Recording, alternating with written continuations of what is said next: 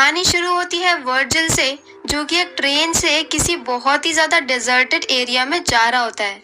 यहाँ पर वो ब्रेड खा रहा था और उसके सामने एक लेडी अपने बच्चे के साथ बैठी थी। तो वो जाते वक्त उसे अपनी ब्रेड दे देता है और वहां से उतर जाता है। यहाँ ट्रेन से उतरने के बाद वो एक शॉप के पास में जाता है, जहाँ वो बोलता है कि उसे यहाँ पर किसी से मिलना था, पर शॉप का ओनर उसके ऊपर जरा भी ध्यान नहीं देता है। ये एक पुराना वक्त होता है और जिस एरिया में इस वक्त वर्जिल खड़ा था वो पूरा डेजर्टेड था, जहाँ पर दूर दूर तक ना कोई घर था ना कोई शॉप, और ये वहाँ की एक लौती शॉप थी। अब थोड़ी देर बाद उससे मिलने के लिए कीथ आता है, जो कि उसका ड्राइवर होता है। वर्जिल ने कीथ को बुक किया था कि वो यहाँ से उसे कंपाउंड तक लेकर के जाएगा, जहाँ पर वो अपनी न्यू लाइफ स्टार्ट करेगा।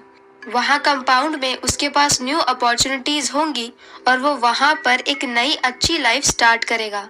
तो यहाँ पर वो कीथ के साथ उसके ट्रक में निकल जाता है और वो उसे वहाँ तक पहुँचाने के लिए $320 देता है। अब क्योंकि ये जगह एक रेगिस्तान होती है तो यहाँ पर बहुत ज़्यादा गर्मी होती है। तो वर्जिल यहाँ पर ट्रक के अंदर के एसी को बढ़ा देता है, पर इस पर कीथ उससे बोलता है कि अगर उसने एसी बढ़ाया तो इंजन पर लोड पड़ेगा, और ऐसा बोल करके वो वापस से एसी को कम कर देता है। यहाँ रास्ते में चलते चलते उनके ट्रक का टायर पंचर हो जाता है, तो वो लोग एक नया टायर यहाँ पर लगाते हैं और अब तक शाम हो जाती है तो वो लोग वहीं पर रुक जाते हैं। यहाँ पर नेक्स्ट मॉर्निंग वर्जिल ट्रक को चला रहा था और कीथ आराम से सो रहा था। तो अब मौका पाकर वर्जिल एसी को तेज कर देता है, पर थोड़ी ही देर में इंजन के ऊपर लोड पड़ता है और इंजन खराब हो जाता है। इसके बाद उनकी ट्रक रुक जाती है और कीथ वर्जिल को बहुत डांटता है, पर ये इंजन पूरी तरह से खराब नहीं हुआ था और इसे ठीक किया जा सकता था। तो कीथ यहाँ पर इंजन को देखने लगता है और वर्जिल वहीं पर पास में ही जाता है, जहाँ पर उसे दिखता है कि जमीन के अंदर कुछ दबा हुआ है। जब वो इसे खोद करके देखते हैं तो उन्हें पता चलता है कि ये तो सोना है। यहाँ पर कीथ आकर के उसे चेक भी करता है और वो कंफर्म कर देता है कि ये गोल्ड ही है, और अब वो लोग खुदाई शुरू कर देते हैं। यहाँ पर खोदते खोदते उन्हें बहुत बड़ा सा सोने का टुकड़ा मिलता है, जिसे वो हाथों से नहीं निकाल सकते। तो वो लोग उसके ऊपर एक रस्सी बांधते हैं जिसे वो ट्रक से अटैच करते हैं और फिर वो सोने को बाहर निकालने की कोशिश करते हैं। यहाँ पर कई बार कोशिश करने के बाद भी वो उसे नहीं निकाल पाते हैं, क्योंकि बार बार रस्सी टूट रही थी और वो सोने का टुकड़ा बहुत भारी था। तो अब यहाँ पर कीथ एक प्लान बनाता है। वो कहता है कि वर्जिल उसके ट्रक को लेकर के पास वाले शहर में जाए और वहां से एक्सकवेटर लेकर के आए।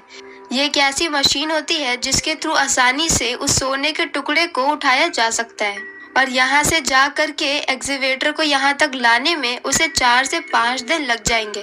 तो अब वर्जिल कहता है कि वो यहीं पर रहेगा गोल्ड के पास और कीथ जाएगा एक्सकवेटर लेने के लिए।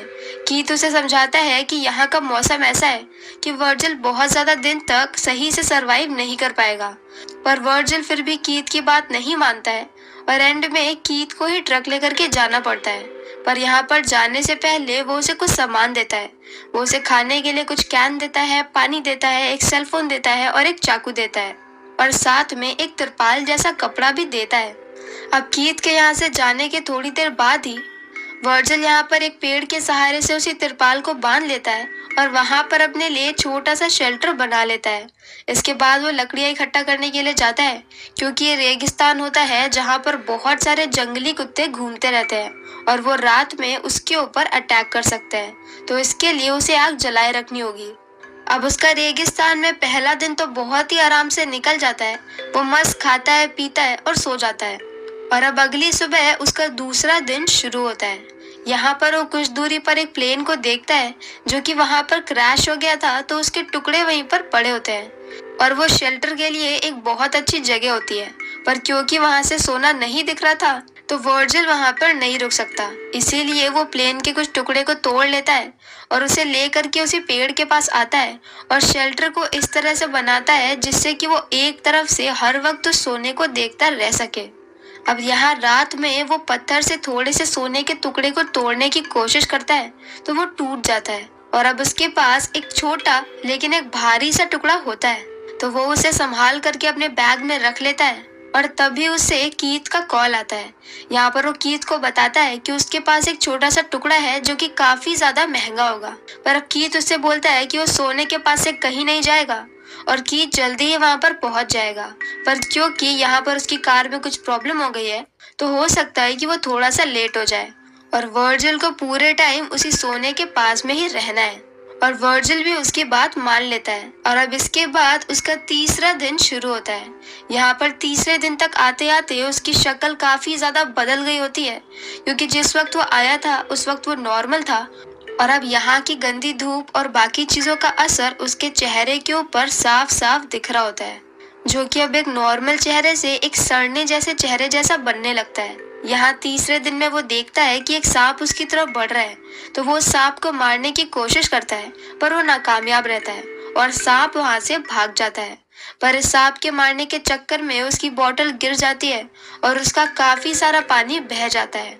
और यहाँ पर उसे पानी की कीमत बहुत अच्छे से पता होती है, क्योंकि उसके पास बहुत ज्यादा पानी नहीं था और इसमें से भी अब काफी सारा पानी बह गया है। इसके बाद वो दोबारा से उसी प्लेन के अंदर जाता है जहाँ पर उसके पास उसके सोने का भी टुकड़ा था, क्योंकि वो इस सोने के टुकड़े को हर जगह पर लेकर के जा रहा था कि तभी उसे आवाज आती है कि बाहर से कोई आ रहा है। तो वो जल्दी से सोने के टुकड़े को अपने बैग के अंदर छिपा लेता है और तभी देखता है कि वहाँ पर एक लड़की आई है जिसका नाम यहाँ पर नहीं दिया है, तो हम उसे स्ट्रेंजर बोलेंगे।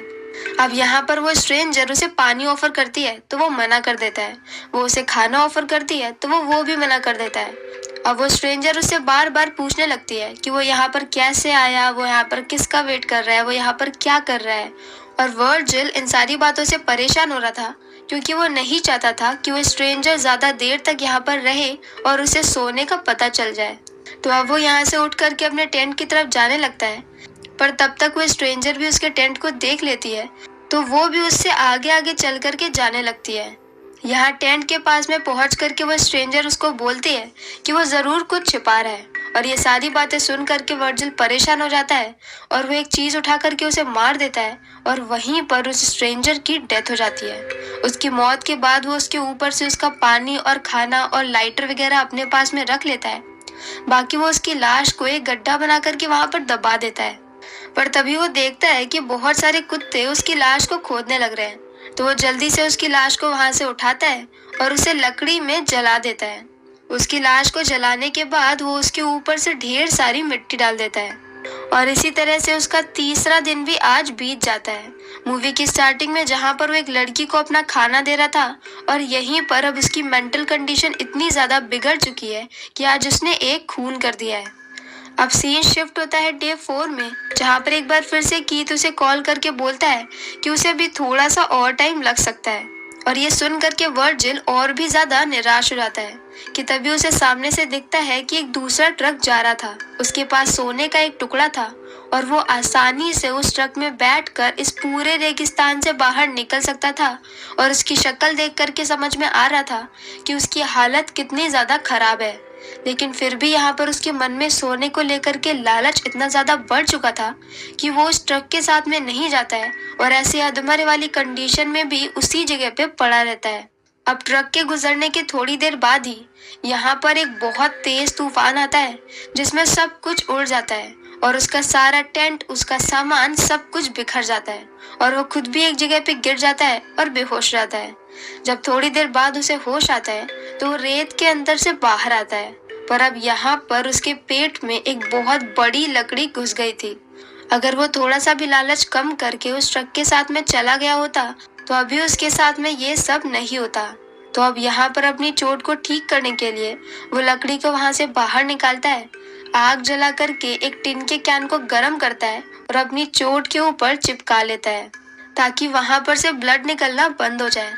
और इसके बाद वो वहीं पर ही पड़ जाता है और अब उसकी इतनी भी हिम्मत नहीं हो रही थी कि वो उठ के खड़ा भी हो पाए कि तभी उसे हेलुसिनेशन होना शुरू हो जाता है और वो उसी लड़की को देखने लगता है जिसका कुछ दिन पहले उसने खून कर दिया था। और अब यहाँ पर सच में एक वैसे ही लड़की आ जाती है। असल में ये स्ट्रेंजर 2 होती है जो कि स्ट्रेंजर 1 की बहन होती है। वो इसे पानी पिलाती है और कहती है कि अगर वो चाहे तो वो उसे पास वाले एक ऐसे एरिया में लेकर के जा सकता है जहाँ पर उसे काफी सारा पानी मिल जाएगा, वरना फिर यहाँ पर पड़े पड़े वर्जिल की डेथ हो जाएगी। पर एक बार फिर से वर्जिल को बस अपना सोना दिख रहा था और उसका पूरा ध्यान बस इसी बात पे था कि कहीं वो स्ट्रेंजर टू वो सोने को ना देख ले।